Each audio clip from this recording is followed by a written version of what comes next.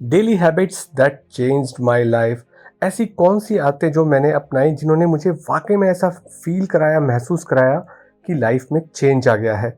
सबसे पहली हैबिट है डेली राइटिंग और रीडिंग गोल्स। इससे क्या होता है कि जब आप रोज़ अपने गोल्स लिखते हो तो आपका माइंडसेट फिक्स हो जाता है, फोकस्ड हो जाता है।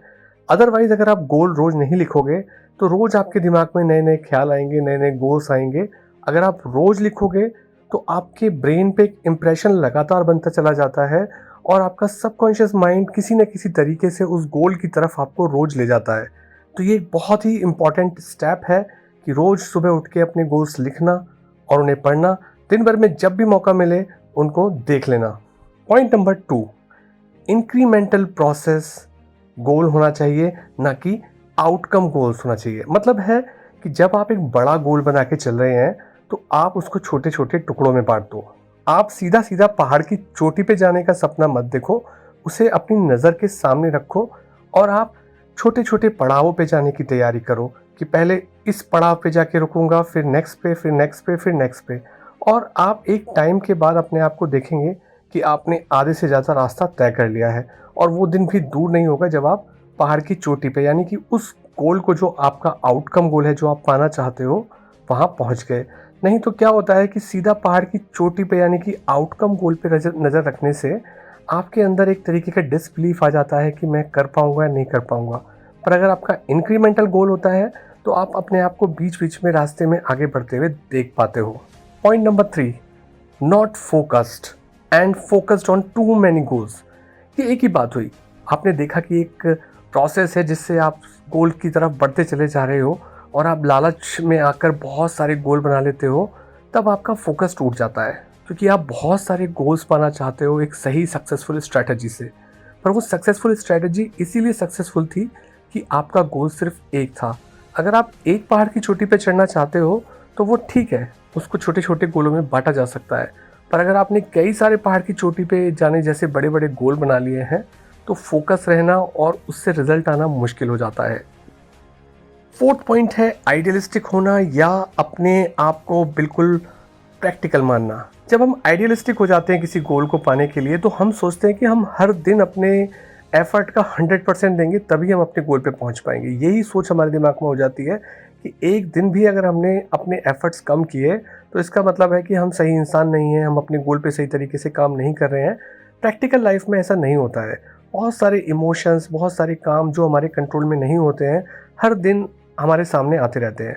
कोई दिन बहुत इजी होता है जहाँ कोई चैलेंज नहीं होता है और कोई दिन बहुत चैलेंजिंग होता है क्योंकि बहुत सारे चैलेंज हमारे सोशल सर्कल से भी आते हैं, हमारी फैमिली से आते हैं।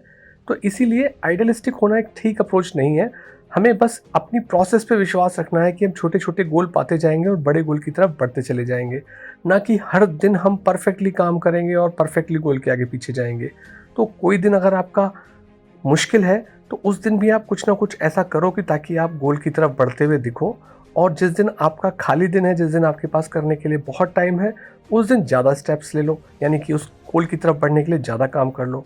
तो इस तरीके से आप प्रैक्टिकल तरीके से, डायरेक्शन वही रहेगा कि आप पहाड़ की चोटी पे चढ़ना चाहते हो, यानी अपने बेस्ट आउटकम गोल को पाना चाहते हो, पर आप इंक्रीमेंटल तरीके से पाते जा रहे हो और आपको ये एहसास होता जा रहा है कि आप आगे बढ़ रहे हो। पॉइंट नंबर 5, लाइफ में हमें रिज़ल्ट वो नहीं मिलते जो हम सोचते हैं। लाइफ में जो भी रिज़ल्ट आज तक हमें मिले हैं वो हैं जितना हमने काम किया है। यानी कि अगर हम किसी एग्ज़ाम को टॉप करने की सोचते हैं तो हमें वो नहीं मिलता जो हम सोचते हैं। उस सोच के लिए हमने कितने एक्शन लिए वो हमारा रिज़ल्ट डिसाइड करता है। तो एक्शन ही हमारे रिज़ल्ट को डिसाइड करता है। तो अगर आपके मन में जल्दी है, आप जल्दी पाना चाहते हैं, तो अपने एक्शन लेने की स्पीड को बढ़ा दो। गोल की डायरेक्शन में एक्शन लेने की स्पीड को बढ़ा दो। यानी जो छोटे छोटे आपने पड़ाव तय किए थे अपने बड़े गोल के लिए, उन पे काम करना शुरू कर दो, उनको लगातार करते रहो। और एक बार जब शुरू कर देते हो तो आप स्पीड में आ जाते हो, फिर आप बोनस रेपिटेशन लेके उसको और ज़्यादा कर सकते हो।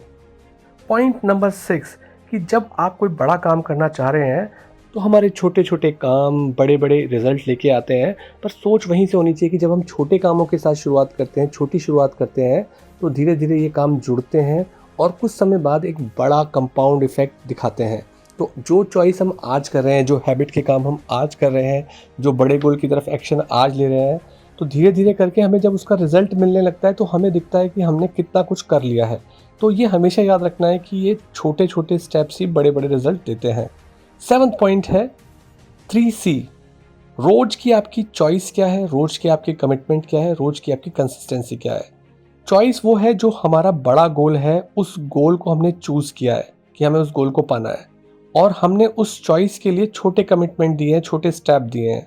तो छोटे स्टेप उस चॉइस को पाने के लिए, और फाइनली कंसिस्टेंसी, कि रोज हम छोटे छोटे स्टेप्स लिए जा रहे हैं, लिए जा रहे हैं, लिए जा रहे हैं, और लगातार अपने कमिटमेंट के साथ उस बड़े गोल की तरफ बढ़ते चले जा रहे हैं। तो ये 3 चीज़ हमेशा याद रखनी चाहिए कि चॉइस हमने ही चूज़ किया है कि हमें इस गोल को पाना है, और शुरुआत छोटी की है, यानी कमिटमेंट छोटा रखा है हमने। बहुत बड़े बड़े मेहनत या बहुत बड़े बड़े काम के बारे में नहीं सोचा, नहीं तो ब्रेन पे प्रेशर आ जाता है, और कंसिस्टेंटली हम उसकी तरफ काम कर रहे हैं।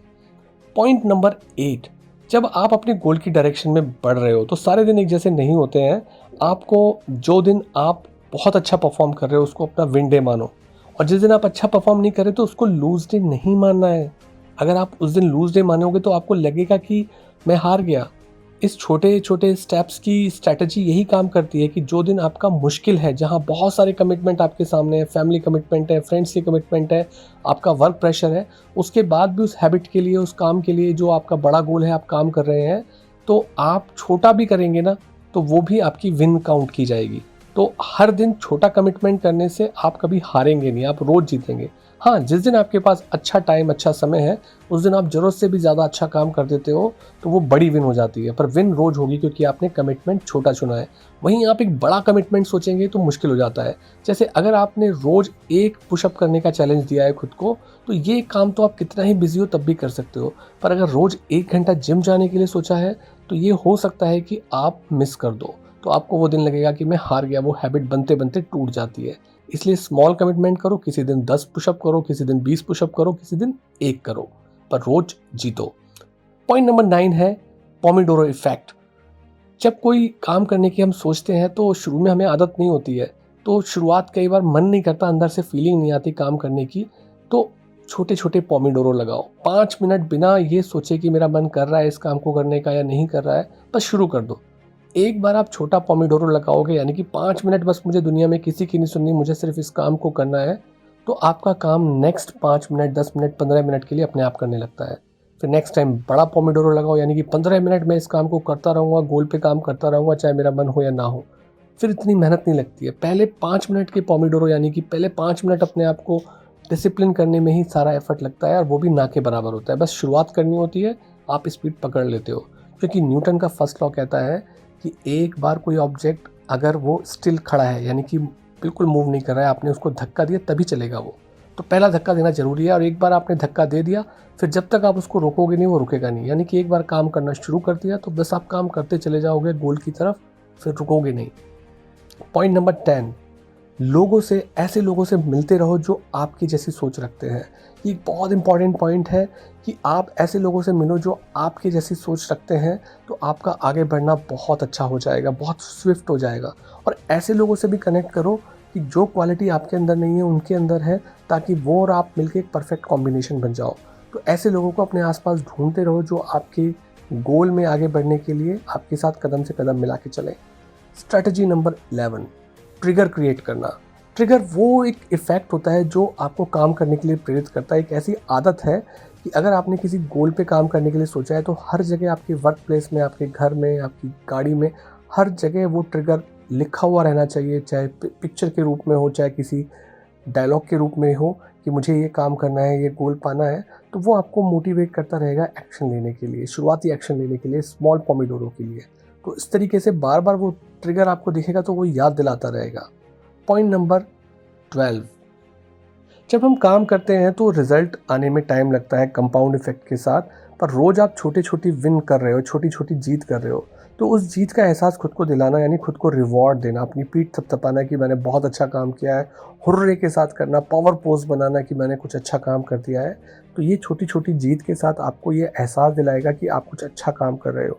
और जब आप जितना बड़ा अचीवमेंट लो उसके साथ उतनी बड़ी पार्टी करो, तो उससे क्या होगा कि आप खुद को अपने अच्छे कामों के लिए रिवॉर्ड कर रहे हैं, और ब्रेन उस बिहेवियर को ज़्यादा करता है जिस काम के लिए आप उसको रिवॉर्ड करते हैं। तो खुद को लगातार रिवॉर्ड करते रहो।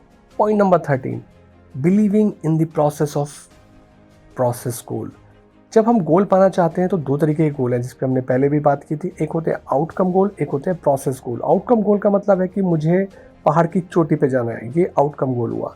प्रोसेस गोल का मतलब है कि आप छोटे छोटे पड़ावों को प्लान कर रहे हैं कि पहले मैं इस छोटे पड़ाव पे जाऊंगा, यानी कि ए से बी तक जाना है। तो आपने उस जर्नी को A1, A2, A3, A4, A5, A6, A7, A8, A9, A10 करके 10 हिस्सों में बांटा हुआ है। तो 10 पड़ाव आपने तय कर लिए। तो अब आपको ए से बी तक की जर्नी के बारे में पता ही नहीं चलेगा और आप कब आसानी से पहुंच जाओगे, आप खुद जाके अमेज हो जाओगे।